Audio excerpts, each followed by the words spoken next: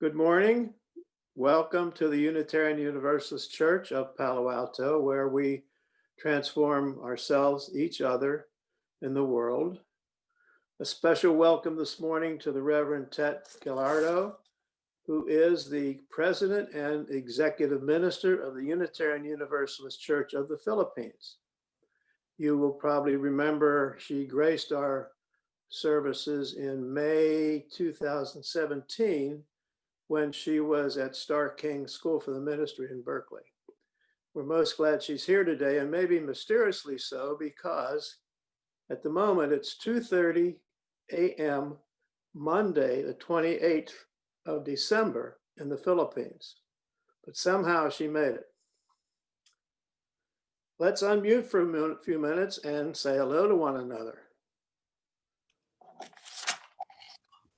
Good morning. Good morning, everybody. Good morning, everyone. Good morning. Morning. Good morning, Philippines. Everybody. Morning, Hello, Philippines. everyone. The joy Good of morning, chaos. everyone. Welcome back, Reverend Tat. Magandang umaga. Wow. That's impeccable. There you go. Now you want to look at the order of service, which you can find by following the link in the chat. I looked at it this morning. In addition to our service, there are 3 events this afternoon, another 18 events during the week between here and next Sunday. This is a church that clearly is working really hard to stay together. There's one event that I should mention. It's called the UUCPA Talent, No Talent Fundraiser Show for Saturday, January 9th. I can verify that it's a no talent show because Ed Hurdle is letting me participate in it. And now, let us begin our service. For our chalice lighting words. In Sweet Company by Margaret Wolf. We sit together and I tell you things, silent, unborn, naked things that only my God has heard me say. You do not cluck your tongue at me or roll your eyes. You stay with me in the dark. You urge me into being. You make room in your heart for my voice. I see my future self in you, just enough to leave the familiar in the past where it belongs. I breathe you in and I breathe you out in one luxurious and contented sigh. In sweet company, I am home at last.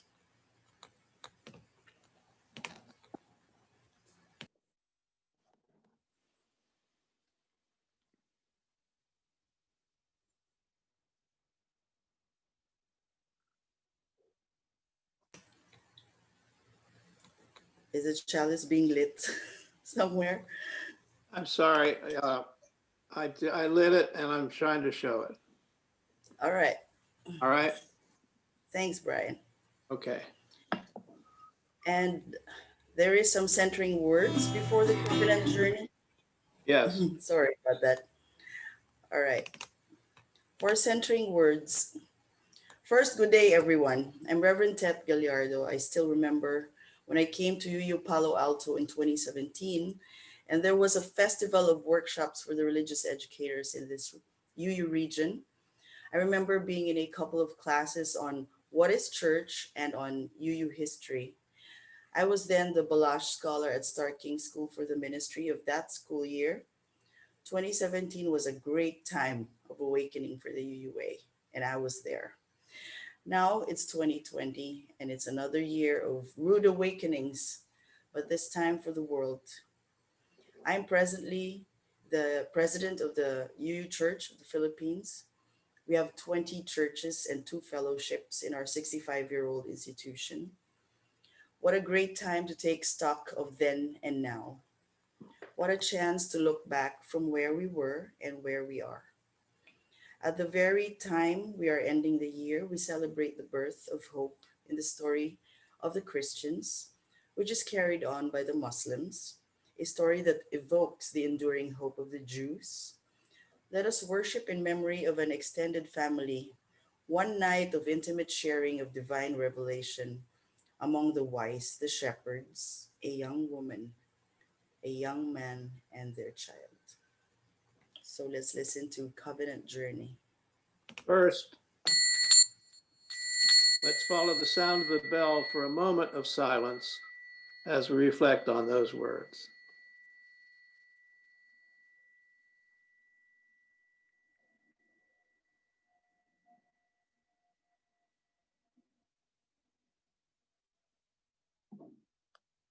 And now the music.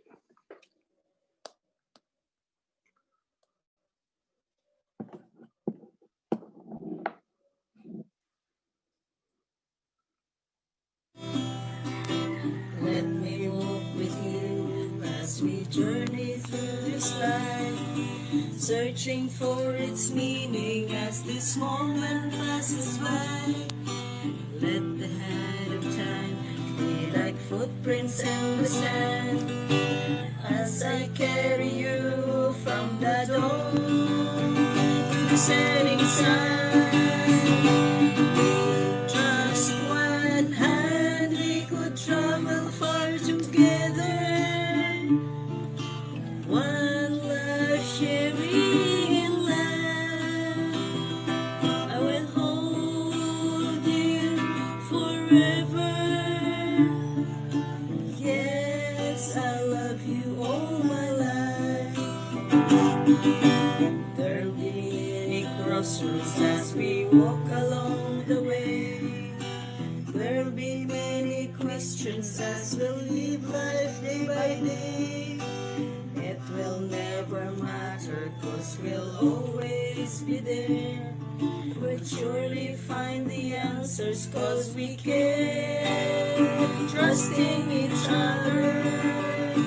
With just one hand we could travel far together, one life sharing in love. I will hold you forever. Yes, I have you all my life. With just one hand we'll travel far together, one life sharing in love. I will hold you forever. Yes, I love you all my life.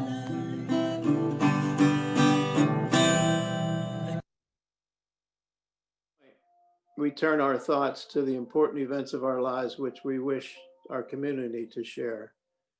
If you have a joy or a sorrow you'd like me to speak this morning, send it to joysconcerns@uucpa.org or post them in the chat box provided by Zoom, and they will be shared aloud.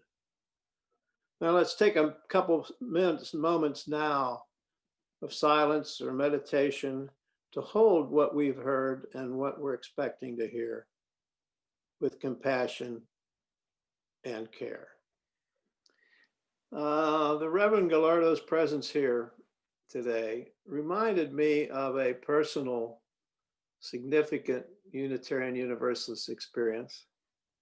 In 2008, I was part of a pilgrimage from the San Mateo UU Church to their partner church in the Philippines.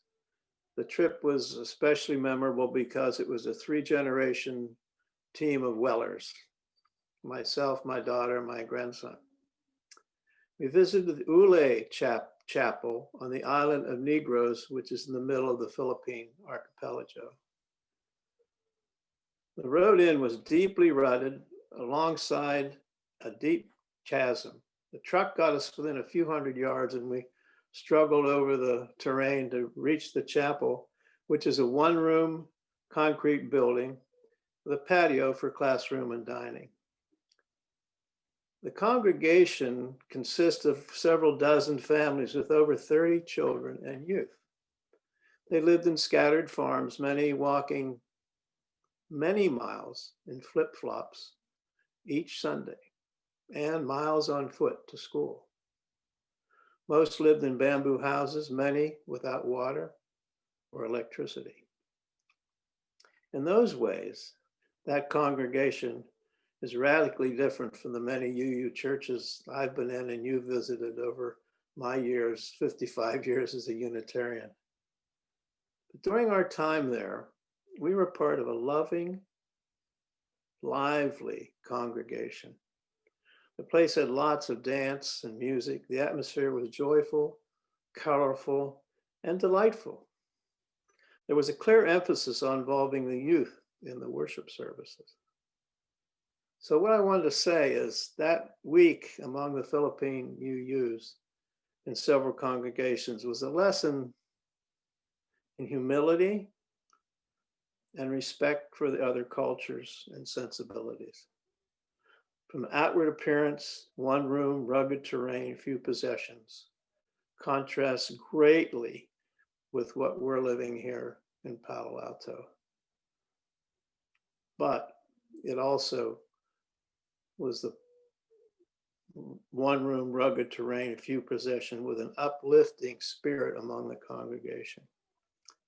We here in California are blessed with a ministry and a congregation that seems determined to stay together, sing together, pray together, giving voice to hope, purpose, reminding us that we're a small part of a global community of nations, religions, sects, and individuals.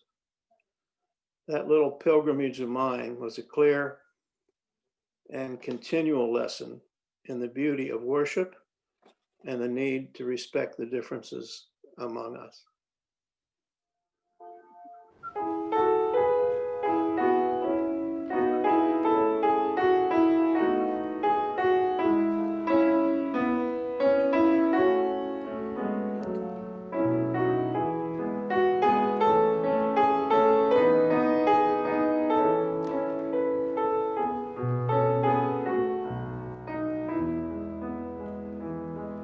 We've cleared off the table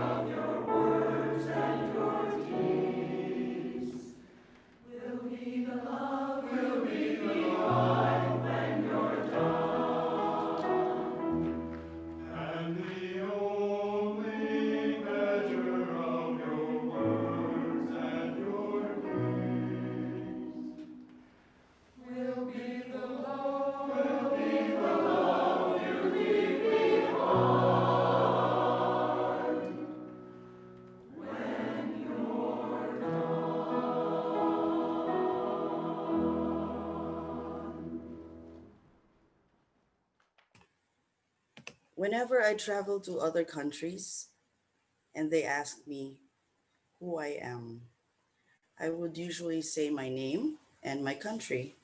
I'm Tet from the Philippines. Usually they say, "Oh, you're Filipino." One time I shared an Uber in Berkeley, and it's funny how you can get four ethnicities in one cab. I sat on the front passenger seat beside the driver who happened to be Indian.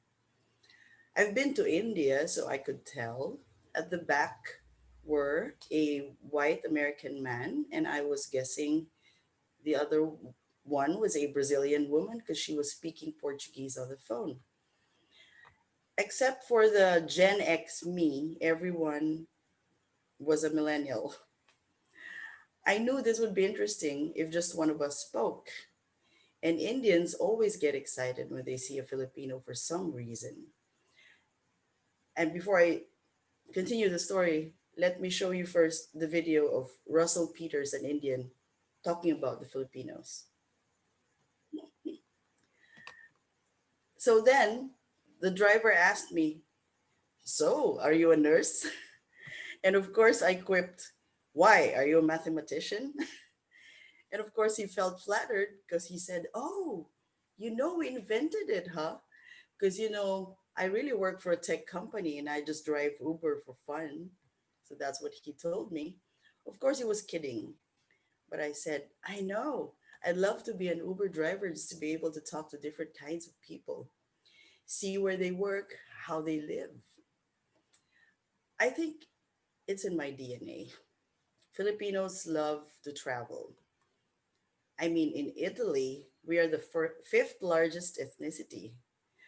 Our Polynesian ancestors have been intermingling with natives of America across the Pacific Ocean long before Columbus, without spreading disease or violence of any scale, just exchanging their rich cultures and enduring sensibilities about respect for elders, respect for nature, respect for what cannot be seen, the immanent and transcendent beyond the material. My Polynesian ancestors reached as far west as Madagascar, and as far east as the Americas for a longer era and farther than Vikings. There's a museum in Mexico that credits the Filipino distillation process for coconut that's neither gin nor vodka nor wine, but is a class of its own. And this distillation process the Mexicans adopted for making tequila. Mexicans also credit critical Filipino support for participating in their successful revolution against Spain in 1810. Even earlier than that, in 1763, Filipinos were already settled in St. Malo, Louisiana, before it was even called part of the US. In many countries in the world, you will see statues of our national hero, Dr. Jose Rizal, in Spain, Canada, Japan, Germany, and France, Italy, London, Carson in California, Chicago, Maui, Sydney, Prague, Seattle, Hong Kong, and Xinjiang, China. Our national hero. Today, for every two Filipino households, there's one migrant worker. Filipinos are in every part of the world, including the oceans and the seas. Filipinos are the top choice for seafarers all over the world. A close second are the Dutch, who tend to always get the higher ranks and get promoted. Not that we are less talented. Yes, we aren't just nurses. We are also engineers who built many things in Qatar, Kuwait, United Arab Emirates, Pakistan, Saudi Arabia, Middle Eastern countries. It is our propensity for building communities that we find a home everywhere. Our radical welcome, our love for diversity are what makes me proud when I say, "Hi, I'm Tet, I'm from the Philippines." One time, I was in Nepal volunteering with post disaster relief a year after the earthquake struck when I met a German who told me, "Oh, you're Filipino. When I was in a hostel in Ankara, there was a Filipino who fed all of us just because he loved to cook for a large group of people. And it was delicious. By the way, here's a video of me in Nepal. Ted from the Philippines. All right. That was fun. I often, if not always, get lost in my travels. And often, the moment I say I'm Filipino, it's like a magic word for angels to send me support. It doesn't matter whether I'm lost in a train ride in California, somewhere in Germany or Holland or India. I know I'll find my way. And sometimes I ask myself, can you imagine if I said to a bunch of strangers on the train that one time that I was lost again somewhere between Manchester and Edinburgh? If I said, hi, I'm Ted, I'm a UU, I'm sure I'd get a different reaction, probably more blank stares than what I got that day when I just said, hi, I'm Ted, I'm Filipino. It's a way of life, a well grounded and enduring set of sensibilities that have helped us form friendships across the globe. When I'm asked, Unitarian Universalists, what? I say it's a religion. Either they shrug it off or they would be so engaged they expect me to recite some dogma like ours could be encapsulated into a few bullet points. That there is a coherent message, at least we can offer the world, that comes from our history. I feel like whenever we try to attempt or articulate a UU theology, we face many dangers. One is the assumption that the history of our theology is linear or that it is centered in the Enlightenment or the Renaissance of the West. But the more I go east and the farther back in time, the deeper I feel grounded in the indigenous roots of this liberal faith of mine. We can come to a point in history where our lineage, as you use, opposes orthodoxy, fundamentalism, hegemony, and even empire. But conflict is not the only birthplace of our sensibilities, leaning towards questions and transformation and openness.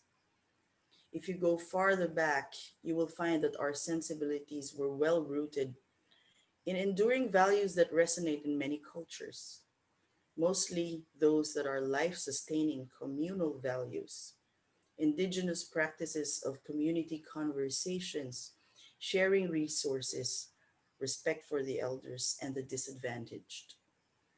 In our Philippine Revolution against Spain in the late 1800s, one of our national heroes was Apolinario Mabini, who couldn't walk because of polio, but he was the brains behind the wisest strategies.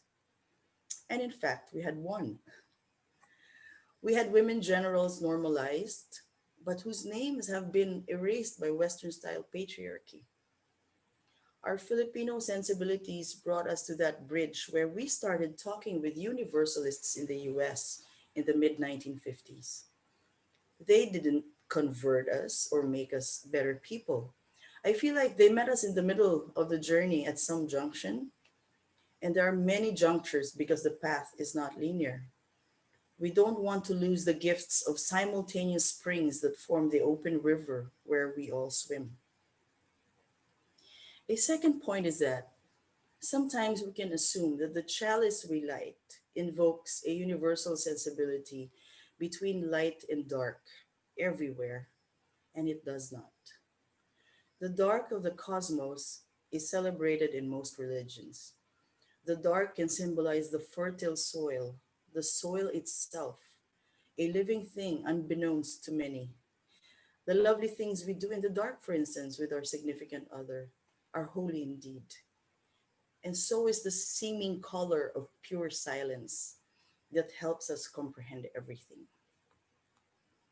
Third is, we often risk proselytizing our diversity by glorifying words like unity, God, salvation, or revelation, as if we were still in dialogue with the Church of the Dark Ages, such that our words can become so exclusive that they fail to provoke the sensibilities of those who are creating their unique flavor of kindness as a response to our modern world.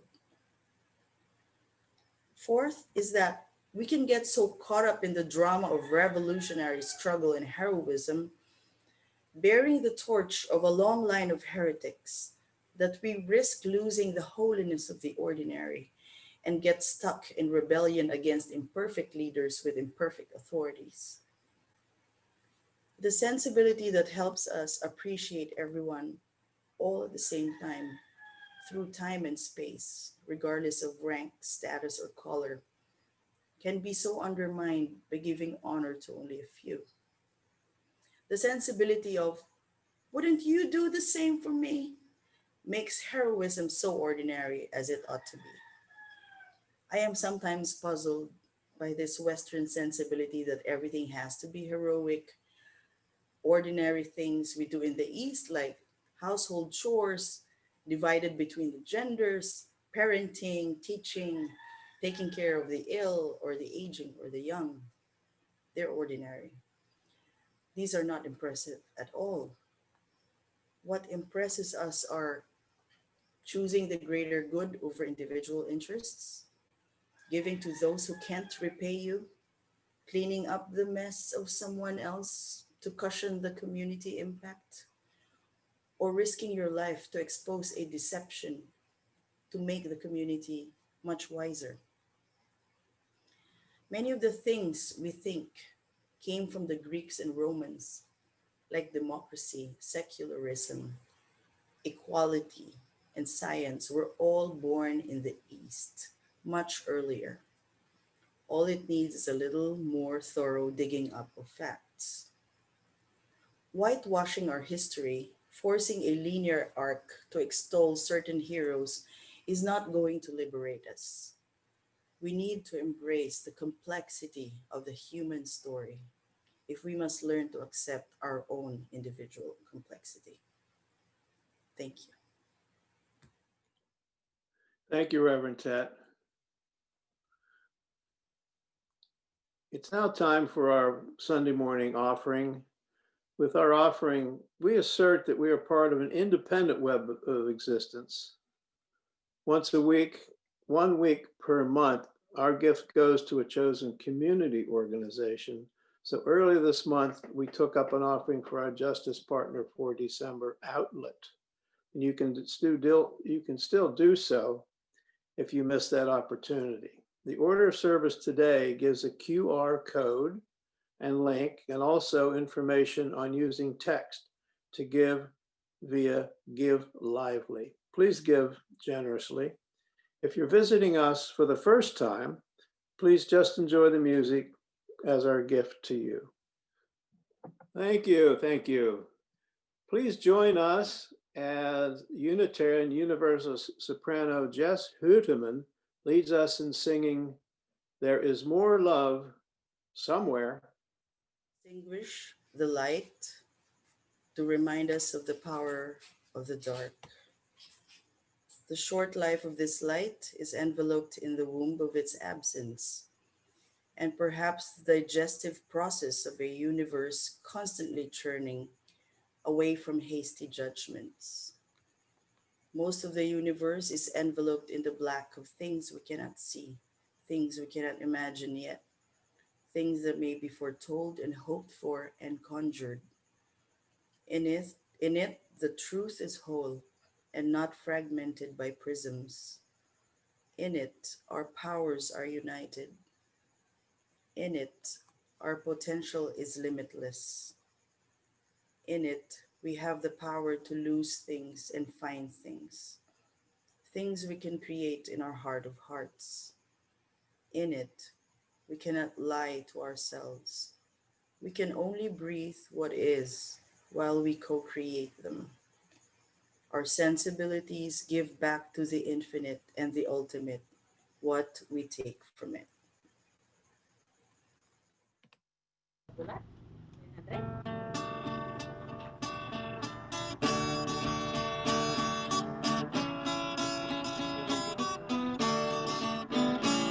May dako nga sugo ang narunggan ko, danon mo ang sugat.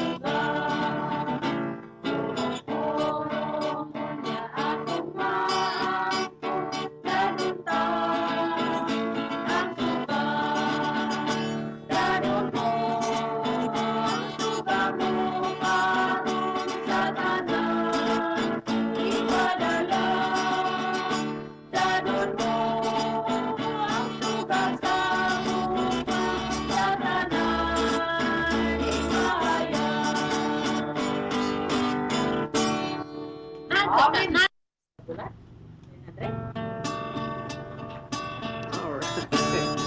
Gorgeous music. That's a great way to finish it off. Please stay after the benediction for our virtual coffee hour. You'll be invited to small group conversations in our breakout rooms, or you can stay in the main room with Reverend Tet if she's still willing to stick around at 3:30 in the morning, her time, to discuss the service. The rooms will be open for half an hour. Now, please unmute yourselves and turn on your video while we say our benediction together. Go out Into the world. To the world, In peace. Be of good be of good courage. courage, Hold fast hold to what fast is to what is good, good. No one. turn no one evil for evil, Think the faint-hearted. faint-hearted, help the suffering of the weak, Offering Suffering, love, honor, love, word, and deed. Honor honor Honor all all beings.